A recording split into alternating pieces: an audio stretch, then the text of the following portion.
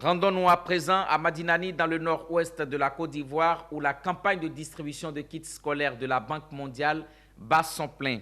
Une action qui s'inscrit dans le cadre du projet PAGDS, projet d'amélioration de la gouvernance pour la délivrance des services de base aux citoyens. Les détails avec Touré Labas. En termes techniques, l'indicateur associé à cette activité est le pourcentage des élèves des classes de CP1 et de CP2 qui, chaque année, reçoivent en début d'année scolaire des manuels de lecture et de mathématiques.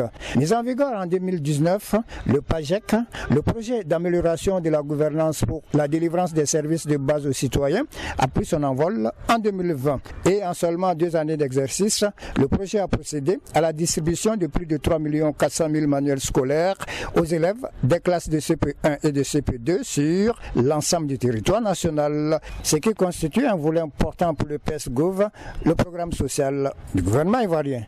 Ce projet bénéficie d'un financement de la Banque mondiale à hauteur de 100 millions de dollars, c'est-à-dire environ 50 millions de francs CFA.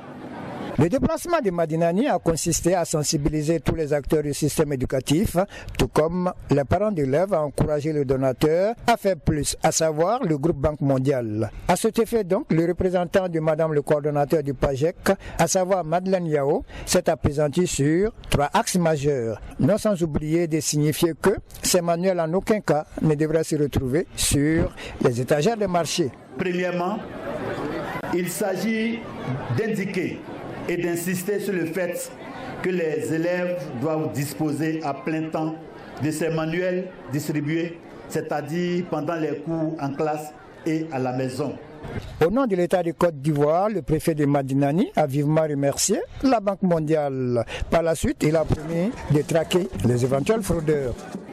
Aujourd'hui, la Banque mondiale vient alléger vos souffrances. Je voudrais encore réitérer mes remerciements et rassurer tout le monde que ces documents-là seront utilisés à un bon usage. Serré sur le gâteau, l'année prochaine, la Banque mondiale projette d'étendre cette opération aux élèves des classes de CE1 jusqu'à ceux des classes du CM2. Je salue M. Bossou,